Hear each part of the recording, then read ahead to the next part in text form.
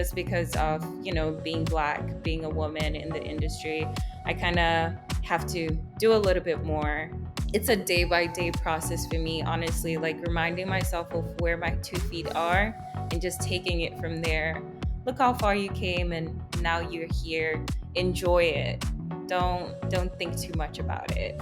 I think the biggest advice I would have to people who want to join engineering is honestly having the curiosity, but also the drive and the resilience to see it through. This is Engineering Pro, where we talk to engineering professionals across the world about their experiences, insights into their industries, and learn more about how the engineering world works. I'm Matt Nicholson, and today's guest is an engineer whose path has been shaped by passion, resilience, and a commitment to making the industry more inclusive and impactful. Nandi is an electrical engineer based in Texas, US, who is sharing her journey and advice through social media to answer questions and help the next generation of engineers. We'll explore her career journey, from the first experiences that sparked an interest in her career, her path through education and finding her first role. We'll also learn more about Nandi's work on social media and advocating in the industry, and her insights into how candidates can find the best opportunities in electrical engineering. So, hi Nandi, thank you very much for joining us on our podcast today. Thank you, Matt. It's so good to be here. Yeah, it's great to speak to you. I'm looking forward to it. So just to get started then, really, do you want to just give a brief introduction of your job role and kind of that little brief overview? Yeah, so right now I'm a project engineer and I'm in renewables. So a lot to do with solar plants, battery energy storage systems. So that's pretty much what I've been doing for the last 2.5 years. Well, what got you into engineering initially? What was the initial spark? Initially, when I started, honestly, my grandmother kind of directed my path to electrical engineering. She pretty much kind of heard someone else talking about it. And it's never really, I guess, was a point of interest for me until I really got into it. And I was like, oh, this is something that I could definitely do. And one of my biggest whys was back home in Zimbabwe, we don't really have electricity every single day. So to me, it was really important to learn about renewable energy and how I can better my community, but also just the curiosity of, oh my gosh, how does electricity work and how can I bring it home in a sense? Just thinking a little bit more about how you kind of progressed into that, then obviously you had that interest, but the next step obviously was deciding that that was something that you wanted to do. How did you kind of get into the education side of it? What were your early experiences of learning engineering like? Yeah, so other than tinkering with things whenever I was younger, I think for me, the biggest thing was the curiosity for sure and the enthusiasm to learn.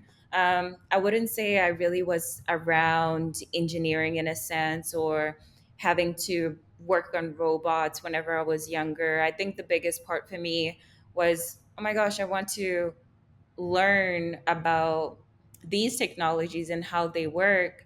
And that's pretty much how the curiosity then grew into I want to do this in college. And now I'm working in renewables. Yeah.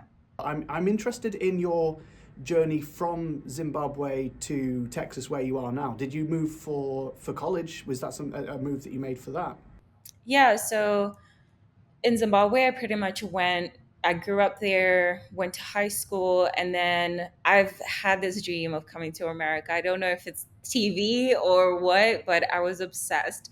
And so I was like, I need to figure out a way to get here. And I wasn't really good at English, actually. So started watching a lot of Disney so I could have my English fluent and in a way that other people understood. And then from there, it was just, okay, I'm going to play tennis in order to get a scholarship.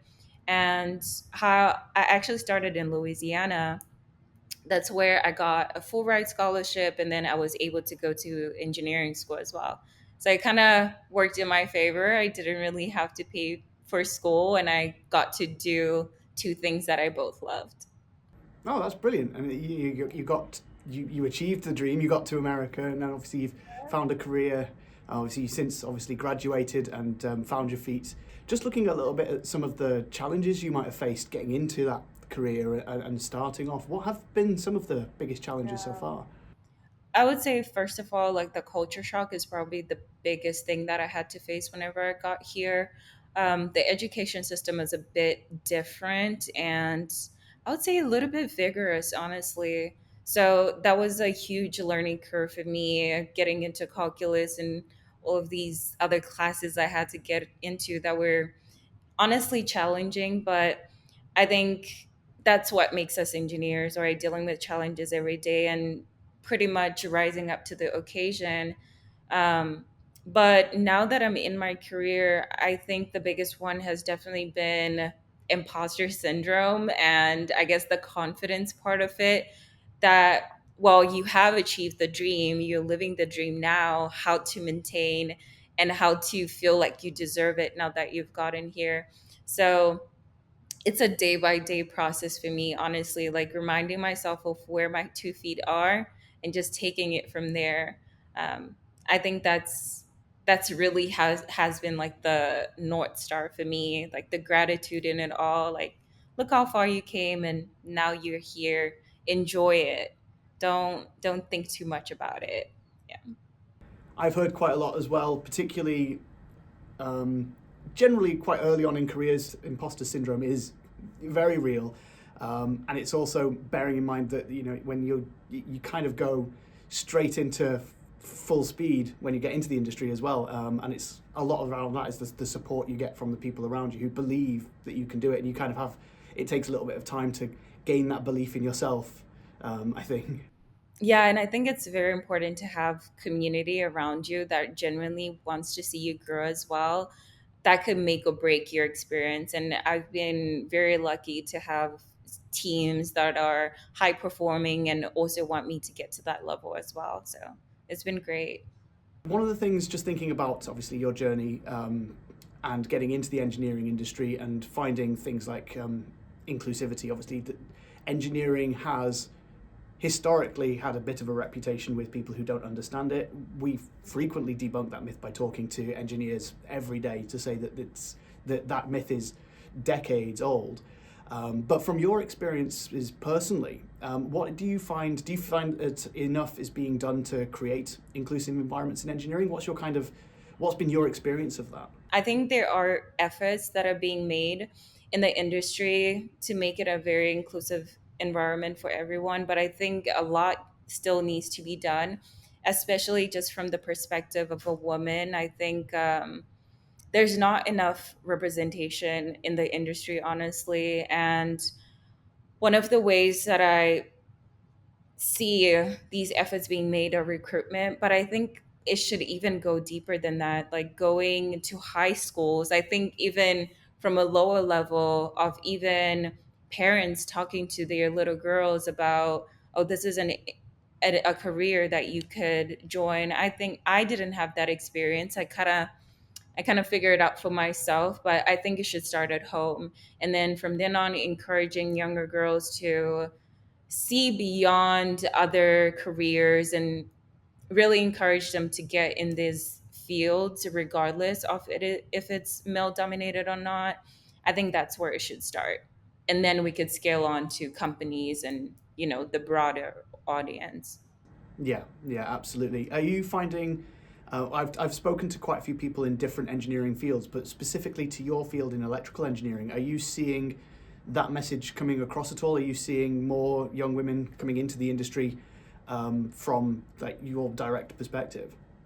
I think the efforts are there. I think as women, it can be hard to accept that we can be accepted in these industries. I think that's part of what I do too on social media, to encourage more women to get into STEM. Like, hey, this is what it could look like. It's not just boots on the ground and everything else. It can be feminine as well. You can thrive in these environments, and yeah, I think more can be done for sure.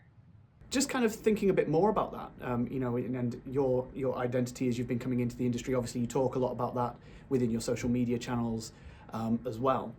Have you found that that's influenced how other people perceive your aspirations or potential? I think it's the unspoken. I think it's very much in the, we're not really going to say it, but you can see from how people perceive you. I think that's been the part of the challenge, is honestly as well to put myself out there and prove myself, and pretty much have to work twice as hard to get the same respect in a sense. And it can be discouraging, but I always say you got to live the world as you see, as it is, and not how you want it to be.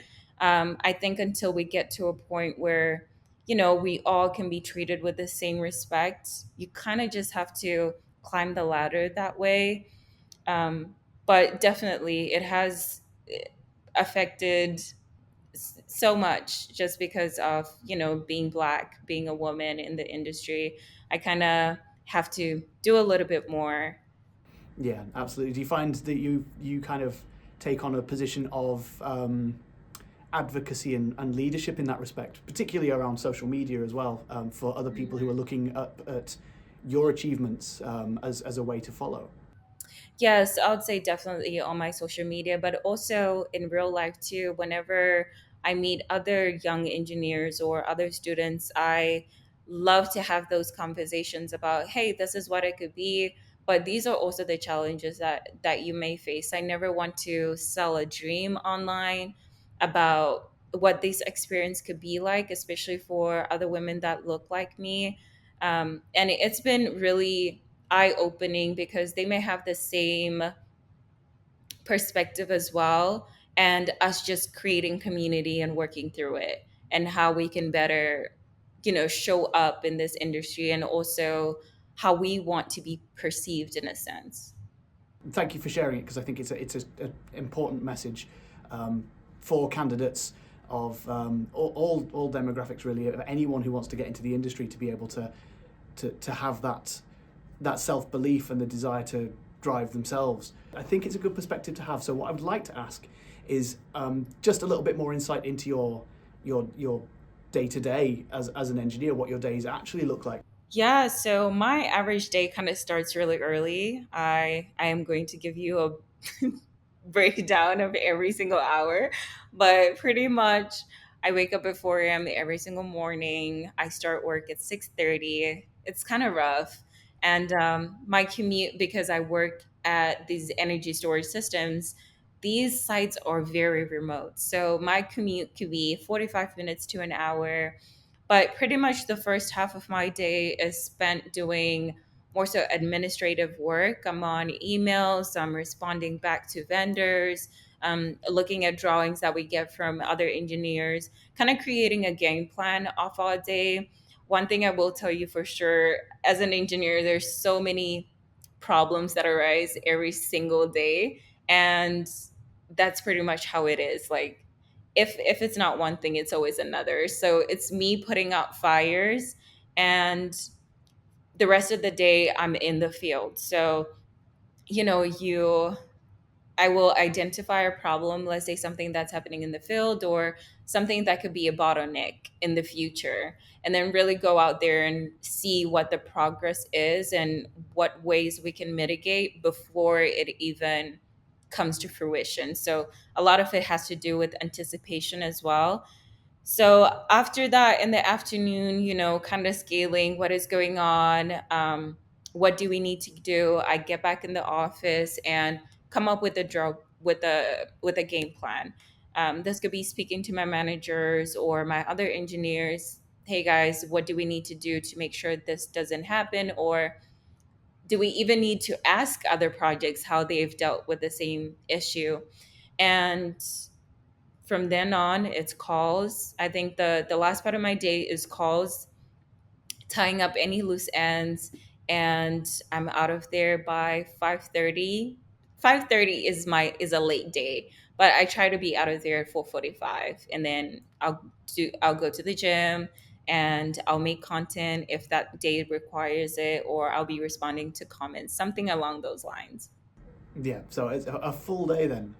It's very busy. It's very busy, but that is not normal. I will say that it's not normal. So to other engineers who are like, "Oh my gosh, that sounds like a lot," it's just the type of industry I'm in.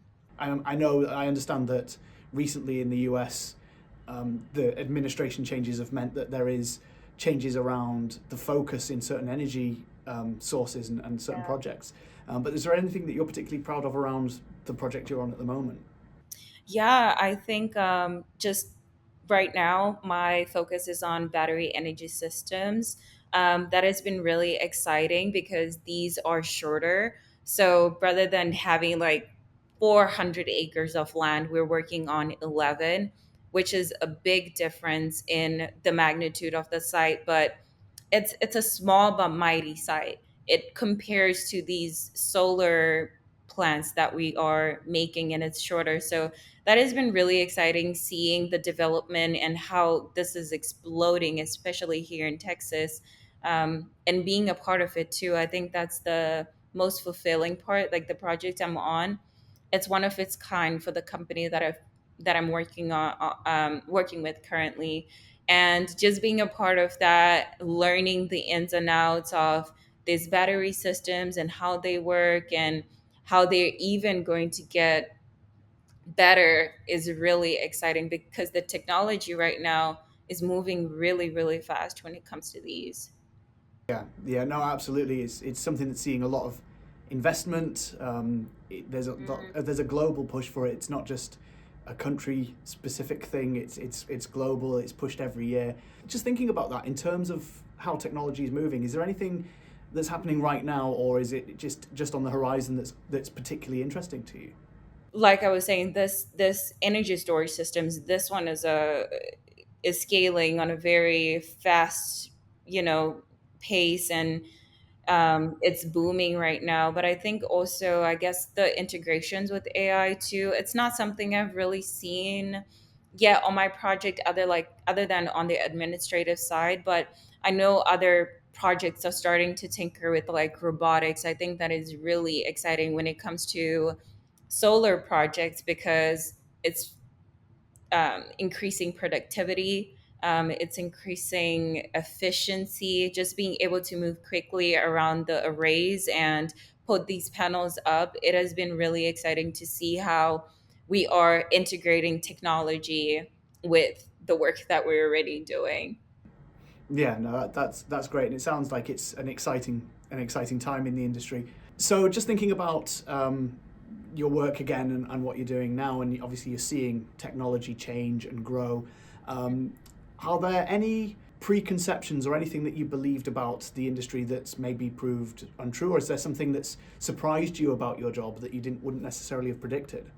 Oh my gosh, the one that comes to mind is probably public relations. I think as engineers, we think, oh, the more technical stuff that I know, I'm going to be a good engineer. But the social skills is really where it's at. And that was a big shock to me, how much I had to talk to people on a daily basis. And it really encouraged me to go out my way to really learn how to talk to people efficiently in order to get the things that I want to make our project successful. But also on a personal level, when it comes to networking and knowing Jack or Jill from other departments, knowing that they're good in these certain problems and how can I leverage my partner. So that is a big one. And I encourage all engineers out there, knowing the technical is good, but I think what makes a good engineer is being able to communicate not only to other non-engineers, but being able to listen as well and to listen effectively. Yeah, absolutely, and I suppose that's where the hours of training on Disney have helped. For for sure. Yes, totally. What was the inspiration behind starting social media and discussing engineering on YouTube and socials? Yeah, it started from seeing the gap, first of all, whenever I would go online and look up what do engineers do or what is a day in my life as an engineer, it wasn't really a lot of content per se, and especially regarding the sector I was in, the industry I was in. So after that, it just evolved into mentorship type of content. And this is something I desperately needed whenever I was in college. So for me, it naturally came as this is something I wanted in college. I know someone else will appreciate it too.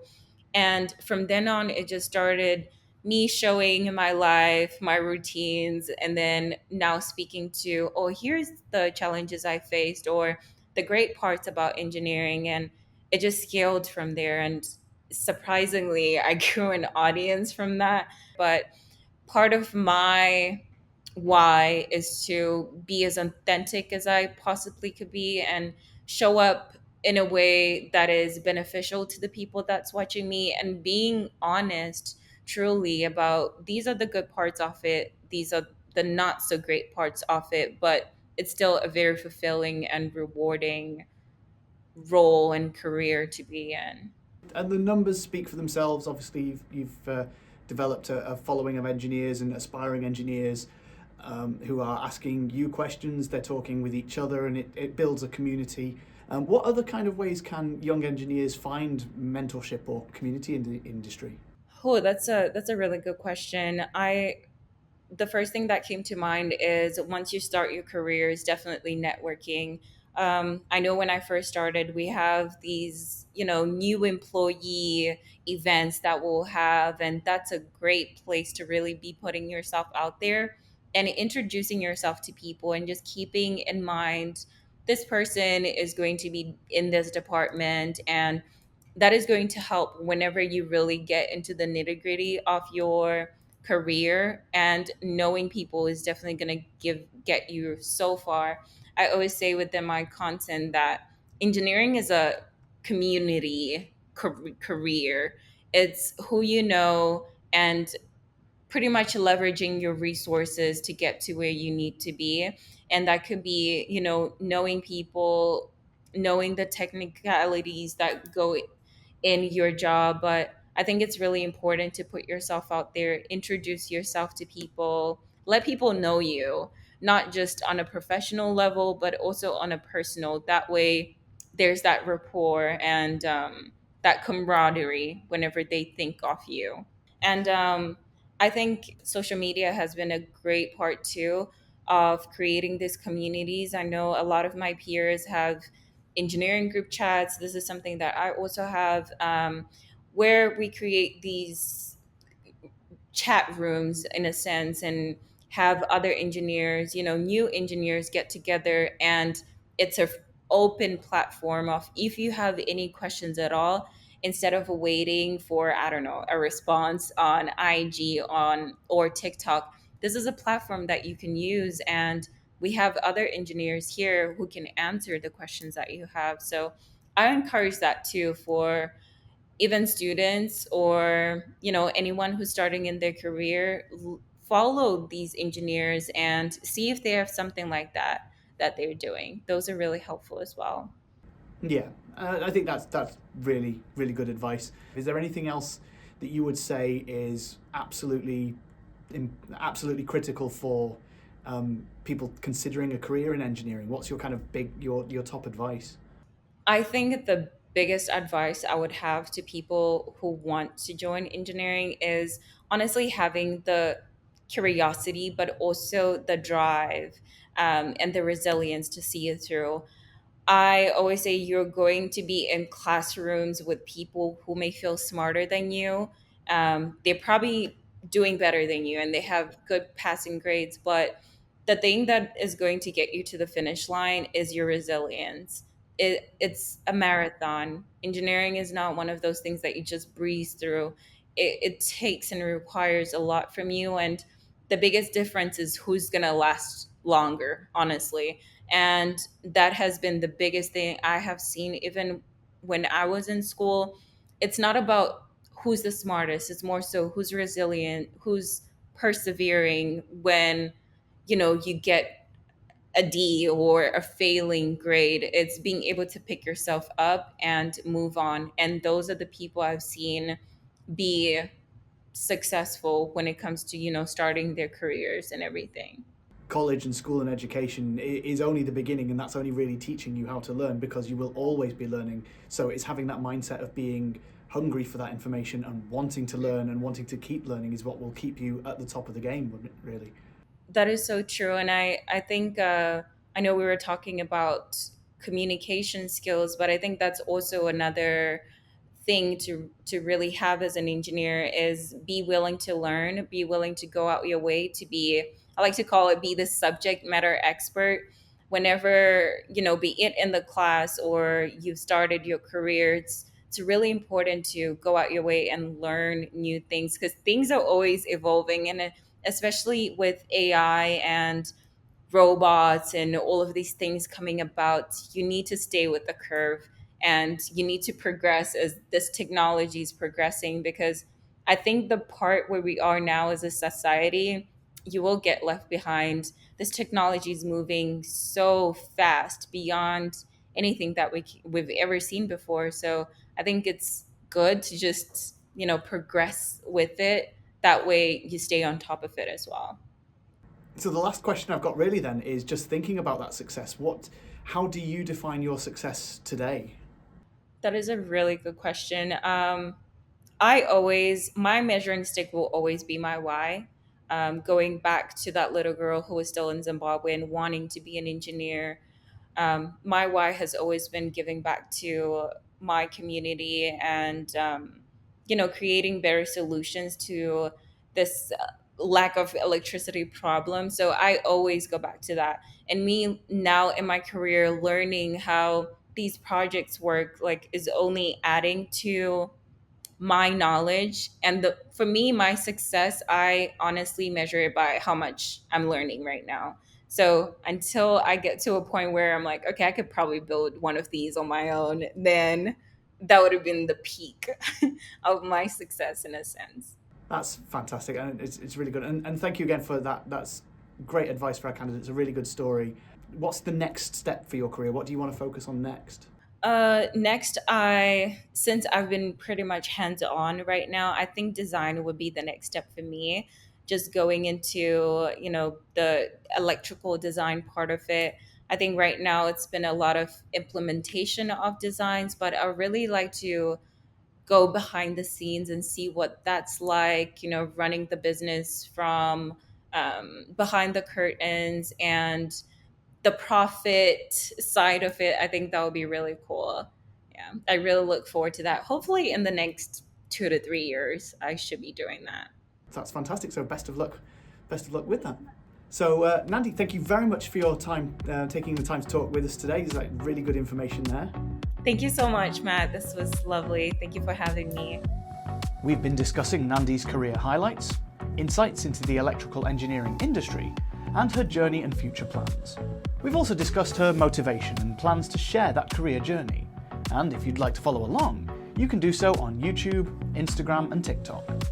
If you'd like to learn more about how you can break into the electrical engineering industry, or learn more about the opportunities that are available, you can also visit our website at nesfircroft.com. You can get more content like today's episode on our channels on YouTube, Facebook, Instagram, TikTok, and LinkedIn. Thanks for tuning in.